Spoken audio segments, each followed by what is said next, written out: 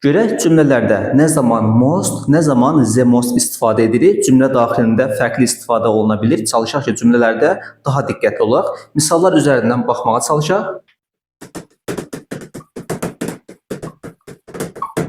Yadda saxlayaq ki, mostdan sonra isim gördüyümüz zaman, yəni sizə boşluq verib və isim veribdir. O zaman the most yox, most istifadə etmək lazımdır. Mənası əksər deməkdir. Cümləyə baxırıq.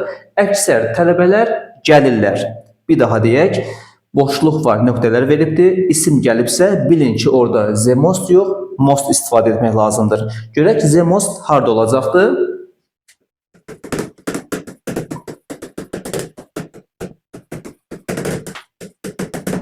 This is the most interesting book. Bu ən maraqlı kitabdır.